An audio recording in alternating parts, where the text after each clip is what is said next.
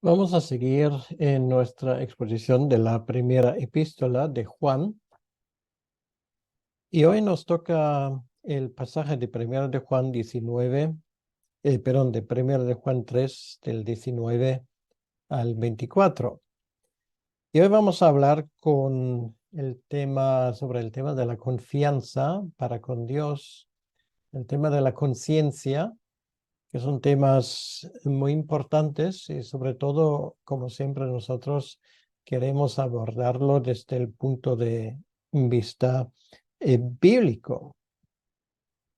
Cuando hablamos del tema de confianza, lo que me viene a la mente es la imagen, pensando atrás en nuestro propio hijo, la imagen de la confianza que un niño tiene para con sus padres. Podemos ver muchas veces cuando un niño pues está alterado por alguna razón, luego se sienta por ejemplo, en el regazo de su madre o de su padre, bueno, se tranquiliza, hay tranquilidad y hay paz. Y esto solamente es posible para un niño que está en armonía con sus padres, y eso se expresa en obediencia, se expresa en respeto. Un niño travieso no sabe descansar y tampoco tiene confianza. Esto realmente es algo que en algunos casos puede llegar a ser preocupante. No tiene confianza ni en sí mismo ni tampoco en sus padres. Sin embargo, un niño bien educado, un niño obediente, se caracteriza precisamente por esa calidad. Y así debería ser nuestra relación con el Padre Celestial. Esa confianza es resultado de dos elementos: de la obediencia, y lo que resulta de la obediencia es una conciencia tranquila. Vamos a leer estos versículos que versan sobre este tema precisamente de 1 de Juan capítulo 3, los versículos 19 al 24, o sea, el resto del capítulo. Dice así la palabra de Dios: y en esto conocemos que somos de la verdad y aseguraremos nuestros corazones delante de Él. Pues si nuestro corazón nos reprende, mayor que nuestro corazón es Dios, y Él sabe todas las cosas. Amados, si nuestro corazón no nos reprende, confianza tenemos en Dios. Y cualquier cosa que pidiéramos, la recibiremos de Él, porque guardamos sus mandamientos y hacemos las cosas que son agradables delante de Él. Y este es su mandamiento, que creamos en el nombre de su Hijo Jesucristo y nos amemos unos a otros como nos lo ha amado. El que guarda sus mandamientos permanece en Dios y Dios en él. Y en esto sabemos que Él permanece en nosotros por el Espíritu que nos ha dado. Hasta aquí la palabra de Dios, y vamos a hablar con nuestro Señor. Señor, gracias te damos por esta presencia tuya en medio nuestro. Gracias por esa posibilidad de abrir tu palabra para ver lo que esa palabra nos tiene que decir. Ayúdanos a entender, ayúdanos, Señor, a darnos cuenta de lo que nos quieres decir. Ayúdanos a que estos versículos empiecen a hablarnos, y te lo pedimos en tu nombre. Amén. Podemos resumir este pasaje, o una de las enseñanzas de este pasaje, en una frase, y es que la obediencia a Dios es la prueba de que somos sus hijos. Esto es un tema que Juan lleva trabajando desde hace bastantes versículos en esa primera carta, y es uno de los temas centrales de lo que nos quiere decir. La Biblia lo llama santificación, que no es otra cosa que la justificación, que es por la fe y por gracia, la justificación aplicada. Y de la misma manera, la santificación que resulta de esto es por fe y es por gracia. En otras palabras, tenemos que vivir nuestra redención en el día a día. Los creyentes se caracterizan, como ya hemos visto en lo que el apóstol Juan nos lleva exponiendo, los creyentes no viven en el pecado, ni les gusta pecar, porque pecado va en contra de Dios y es desobediencia. Son caracterizados por el amor a los hermanos. Y esto ha sido el tema de los últimos mensajes y estudios y lo hemos visto juntamente. Esto es el test. Si podemos decir, por la gracia de Dios, esto es la verdad de mi vida, entonces tenemos confianza en el resultado. Quiere decir, si tú conoces a Dios, si le has conocido por su gracia, entonces también es cierto que Dios te guiará hasta el final. Y tu relación con el Padre será caracterizado por la confianza. Eso es consecuencia de andar con Dios. De esto Juan habla bastante, como ya mencioné. Hoy vamos a concentrarnos en el otro elemento de la confianza en Dios, y esto tiene que ver con la conciencia y sobre todo con tener la conciencia tranquila. Hay varios casos en nuestra relación con la conciencia, y la primera, que es la más terrible, es que nuestra conciencia no nos acusa y al mismo tiempo pecamos. La segunda es nuestra conciencia nos acusa y nos acusa con derecho porque pecamos. La tercera posibilidad es nuestra conciencia nos acusa y no pecamos, ¿vale? Entonces, de estas posibilidades vamos a hablar. Ahora, hay un refrán en español que dice, la conciencia es a la vez testigo, fiscal y juez. Entonces, ¿qué pasa cuando nuestra conciencia nos acusa? En el versículo 20, Juan nos dice, pues si nuestro corazón nos reprende, mayor que nuestro corazón es Dios y Él sabe todas las cosas. Bueno, lo primero que nos damos cuenta que aquí alguien va a decir, pero tú hablas de conciencia, pero Juan aquí habla de corazón. Bueno, es el mismo uso que le da al corazón también Pablo en los versículos iniciales de su carta.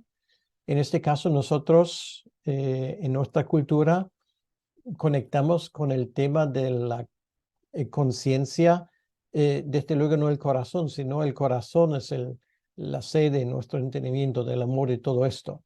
Pero corazón tiene también en los tiempos de Juan y de Pablo la connotación de corazón. A veces uno se siente acusado de esa voz que llevamos dentro, que se llama conciencia. Hemos metido la pata y lo sabemos perfectamente, porque hay algo dentro de nosotros que nos acusa, que nos habla, casi como si fuera a veces con una voz audible. Bueno, no es una experiencia extraña ni rara, esto es el trabajo que hace nuestra conciencia. La conciencia tiene una característica, no es controlable. Sí, si desobedeces continuamente a tu conciencia, finalmente la vas a apagar. Ahora, si nuestra propia conciencia, que no es perfecta, nos acusa, entonces la pregunta surge, ¿qué diremos de Dios, quien es más grande, omnisciente y nos conoce mejor que nosotros mismos? ¿Cómo podemos esperar algo de Dios si sabemos exactamente que hay cosas y prácticas en nuestra vida que no le agradan. Si nuestra conciencia nos acusa, será mejor que la escuchemos. Y esto es precisamente lo que Juan nos quiere enseñar aquí. Dice en el versículo 20, pues si nuestro corazón nos reprende, lo cual quiere decir, si nuestra conciencia nos habla, mayor que nuestro corazón es Dios, y Él sabe todas las cosas. Quiere decir que hacemos cuando esa voz interior nos dice continuamente, tú no vales, tú no estás a la altura de las cosas, has metido la pata, no deberías haber actuado de esa manera. Y además sabemos que esa voz tiene perfectamente razón. Tiene razón en la forma cuando nos acusa, mira, cómo has hablado ahora a tu esposa o a tu esposo. Mira, cómo acabas de decir algo que no es cierto. Tú lo sabes y sabes que esa voz que tienes dentro, tu conciencia, dice la verdad. Y esto es una experiencia continua. Entonces, ¿qué hacemos en una situación así? ¿Cómo saldremos de esta?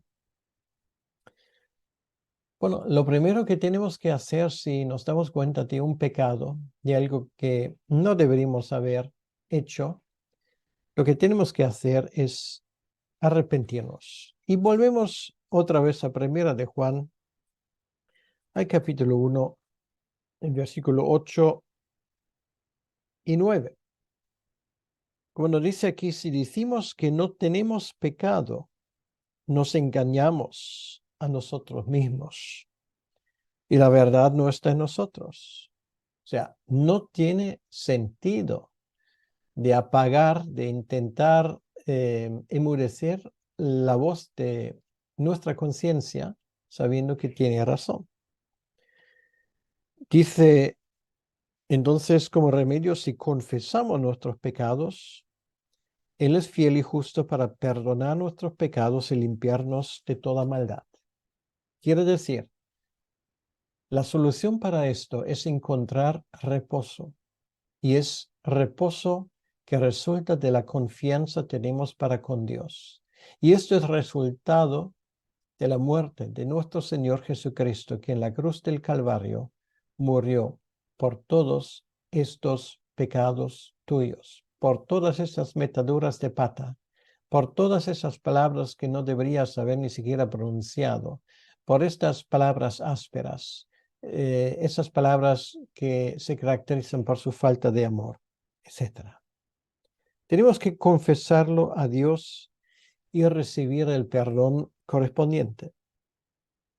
Es una verdad tan fácil como tantas veces ignorada. Confesar nuestros pecados, y esta confesión no tiene que estar o ser llevado a cabo en la presencia de otros. Sí, a veces es bueno que nos confesamos unos a otros nuestros pecados, o que tienes a alguien presente y dice, mira, yo quiero hablar de esto y quiero que seas tú mi testigo que Dios me ha perdonado. Es mucho mejor esto que siempre buscar la culpa en los demás. Esto es la manera como el mundo actúa. El creyente no debería actuar así.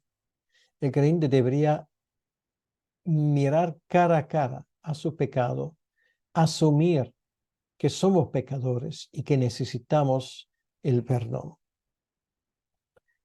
Pedir perdón a Dios y no buscar la culpa en los demás es una de las características del creyente. El creyente puede permitirse el lujo de no parecer más de lo que realmente es. El que ha recibido perdón sabe perdonar. Y esto es la otra cosa. Es una terapia simple, pero muy eficaz. Esto aliviará nuestras conciencias recibiendo perdón, y quien recibe perdón también puede perdonar a otros. Esto significa liberación. Y siento decirlo, pero hay mucha gente en nuestras iglesias que precisamente en ese aspecto no están a la altura de la realidad espiritual. Deberían dejar sus pecados delante del trono del Cordero, recibió perdón y, como consecuencia, perdonar a los demás. Esa amargura que tantas veces se lleva por dentro no nos lleva a nada bueno. Hay liberación en el perdón. Hay restauración en el perdón. E incluso en algunos casos hay sanidad en el perdón, porque hay algo que la ciencia nos dice que son enfermedades psicosomáticas. Y muchas veces cuando nuestro espíritu está enfermo porque no actuamos según los parámetros de Dios, nuestro cuerpo muchas veces se resiente. Hay bendición en el perdón. Y el cristiano que entiende esto es un cristiano que vive de otra manera. Sin embargo, si tenemos la conciencia tranquila y los hechos hablan en nuestro favor, entonces tenemos confianza. Y esto ocurre cuando confesamos nuestros pecados. Entonces sabemos que no lo negamos, sino Cristo murió por nuestros pecados. Y esto ahora, lo que antes estaba en contra nuestra, habla en nuestro favor. En el capítulo 21 del Evangelio de Juan, Jesús le pregunta 3 veces a Pedro, Pedro, ¿me amas? Y finalmente Pedro dice, Señor, tú sabes todas las cosas y sabes que te amo. Tenemos un Dios omnisciente. Hay un salmo que expresa esto de una forma genial. Es el Salmo 139. Y esta omnisciencia de Dios, Él lo expresa en los primeros 6 versículos. Voy a leerlos. Oh Yahvé, tú me has examinado y conocido. Tú has conocido mi sentarme y mi levantar. Has entendido desde lejos mis pensamientos. Has escudriñado mi andar y mi reposo, y todos mis caminos te son conocidos. Pues aún no está la palabra en mi lengua, y aquí, oh Yahvé, tú la sabes toda. Detrás y delante me rodeaste, y sobre mí pusiste tu mano. Tal conocimiento es demasiado maravilloso para mí. Alto es, no lo puedo comprender. Sí, Dios sabe todas las cosas y no hay nada que podemos esconder delante de Él. Un Dios omnisciente para los hijos suyos, para ti y para mí. Lo que vivimos a la altura de la realidad quiere decir que es el perdón de los pecados, pues un Dios omnisciente así no es una amenaza, sino una fuente de tranquilidad. ¿Sabes por qué? Porque Dios conoce todo y sabe todo de ti, sabe de ti mucho más que tú mismo. Sabe incluso de pecados que tú ni siquiera te has dado cuenta. Dios es mayor que tu conciencia. Y si Él sabe todo, no hace falta ser hipócrita. Como suele decir el dicho, una vez arruinada la reputación, uno vive más tranquilo. Es que no puedes esconder nada delante de Dios. Pero lo importante viene ahora. Nunca debemos quedarnos con esas acusaciones de nuestra conciencia, porque nuestra conciencia no es absoluta. Dios es, pero nuestra conciencia no. Tiene que ser ajustada por la palabra de Dios. Por lo tanto, una conciencia que no se alimenta de la palabra de Dios es una conciencia mal dirigida. Por lo tanto, tenemos que leer la palabra de Dios.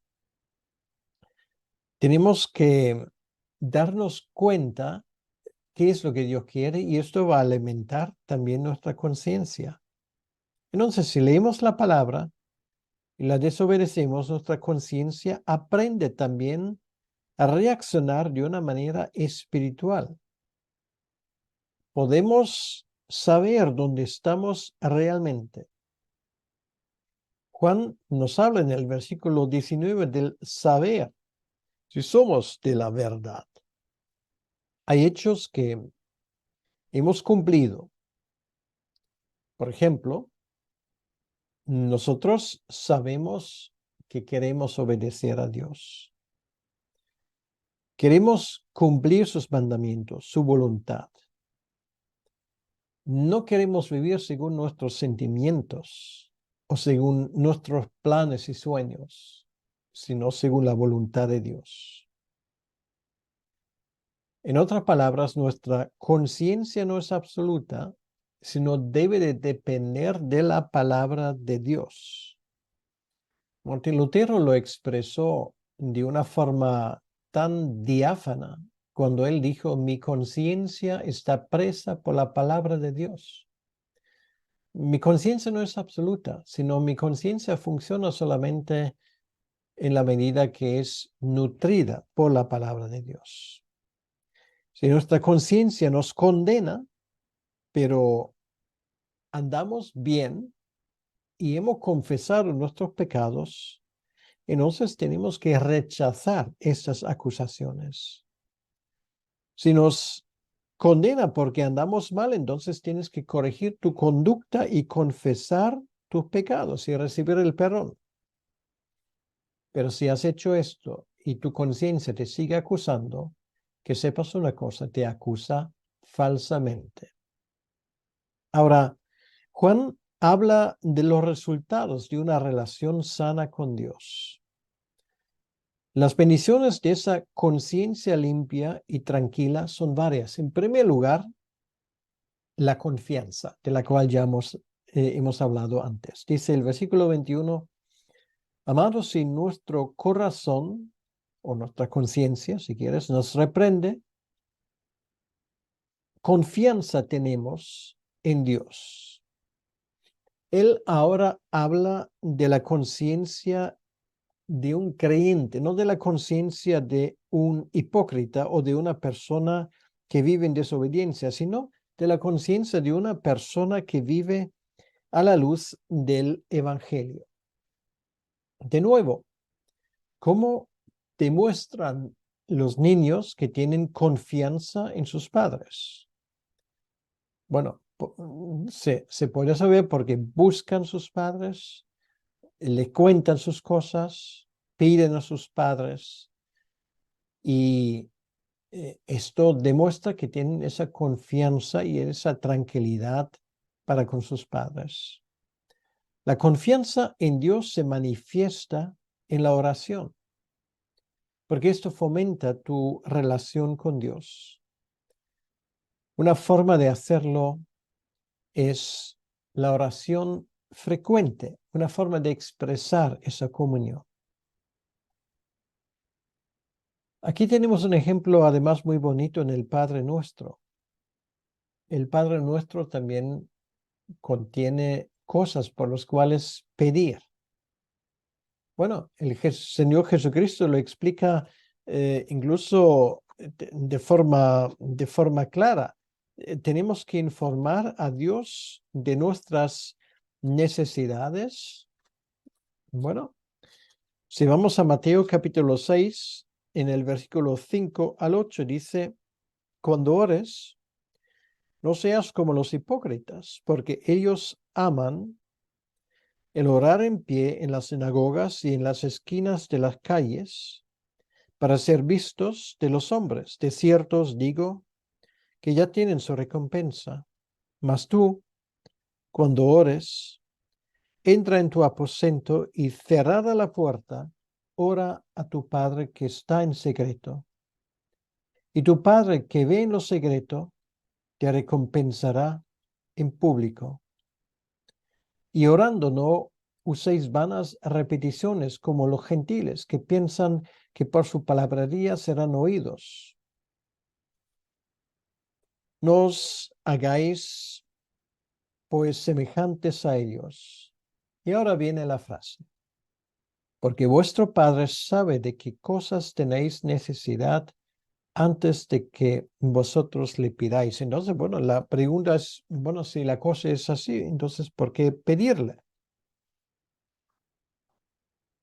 Pues precisamente por la misma razón que un niño pide a sus padres. La calidad de nuestra oración no depende del tiempo que le dediques a la oración y del número de palabras que uses, sino del grado de confianza que tienes. Él es nuestro refugio. Esto lo vemos en los salmos, por ejemplo, en el Salmo 46. Qué privilegio es poder acercarnos a este Dios con toda confianza. Te diriges a Dios porque tienes confianza en Él y les dices las cosas que Dios lo sabe de antemano, pero en esa oración tú expresas tu confianza y estás seguro que Dios te va a dar las cosas que tú necesitas. Y esto nos lleva a las respuestas en oración. Dice versículo 22, y cualquiera cosa que pidiéramos, la recibiremos de Él porque guardamos sus mandamientos y hacemos las cosas que son agradables delante de Él. Esto habla de nuestro privilegio de recibir respuestas de parte de Dios. Es una de las cosas más bonitas que tiene que ver con nuestra comunión con Dios. Entonces, la pregunta surge, bueno, si dice aquí cualquier cosa que pidiéramos, la recibiremos, entonces eso quiere decir que Dios escucha y responde afirmativamente a cualquier petición.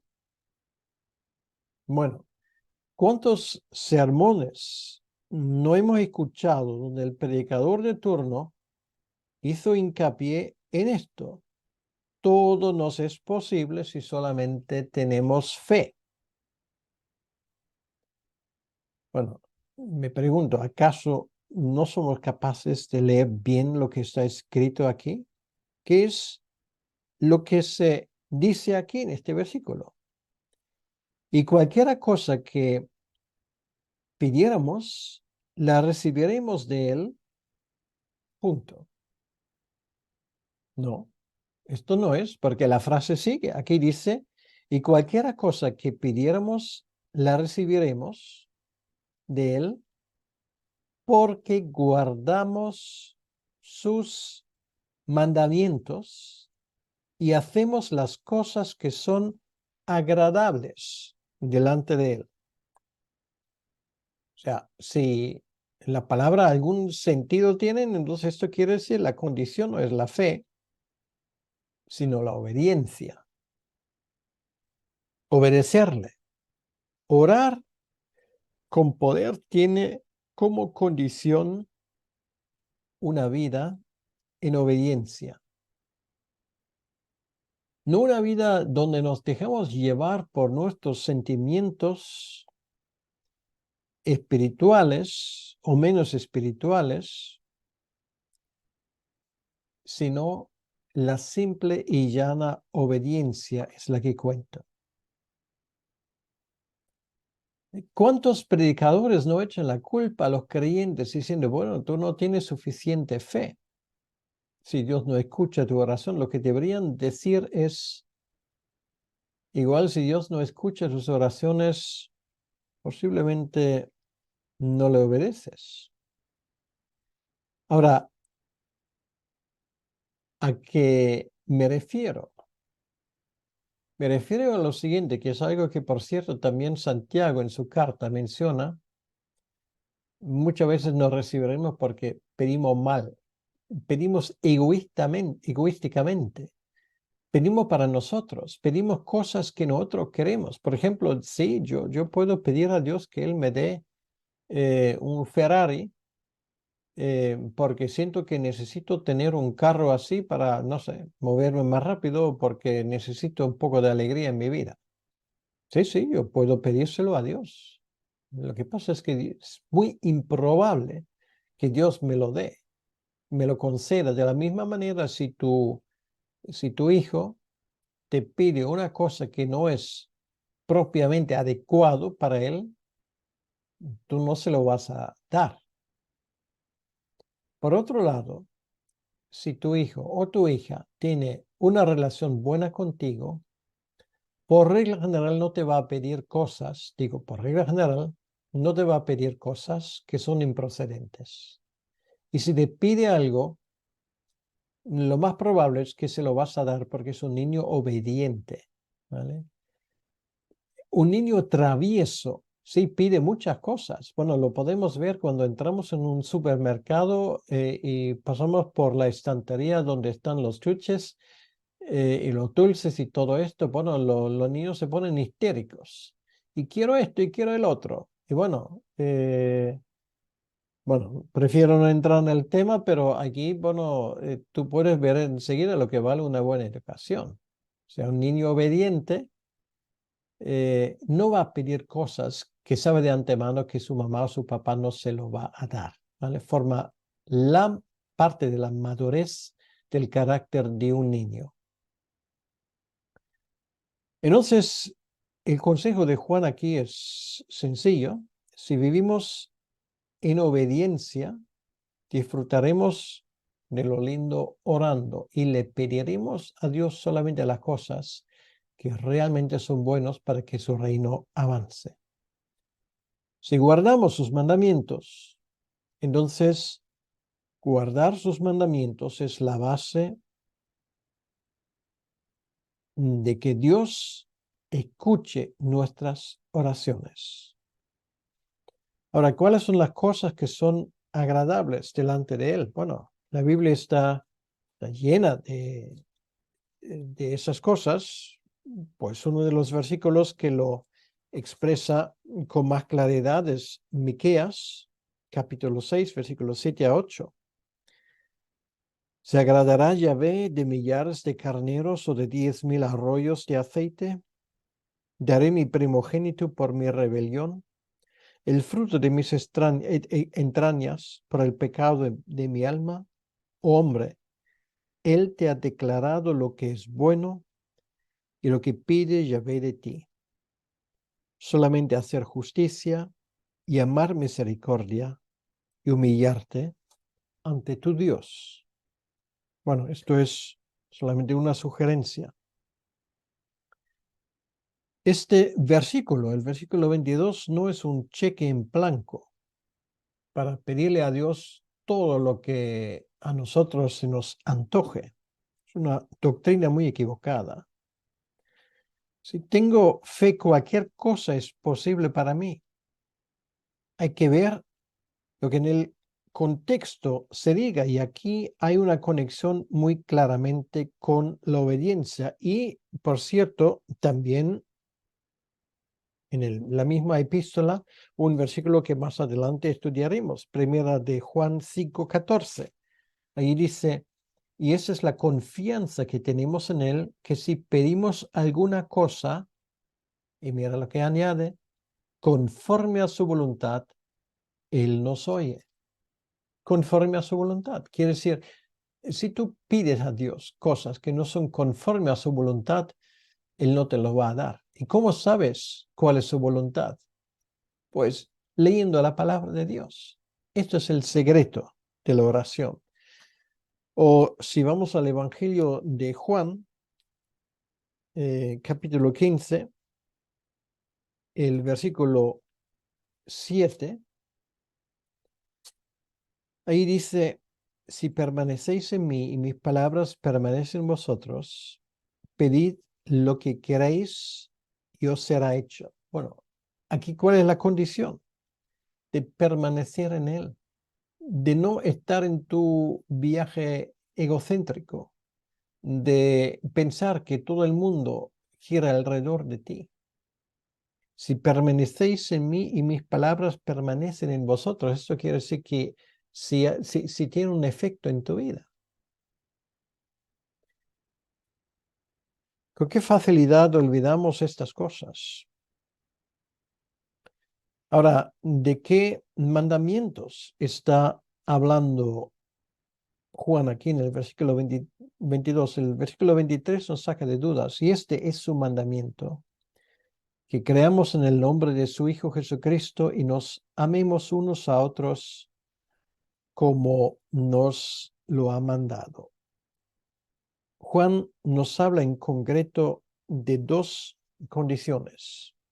En primer lugar, creer en Jesucristo, la primera parte del versículo 23, y creer Esto lo sabemos, no solamente es una afirmación intelectual que sí lo creo, sino es confiar completamente, es obedecer totalmente. Porque sin fe es imposible agradarle a Dios. Y esto, como ya hemos visto, fue el problema de Caín. Y luego la otra cosa es amarnos los unos a los otros, la segunda parte del versículo 23.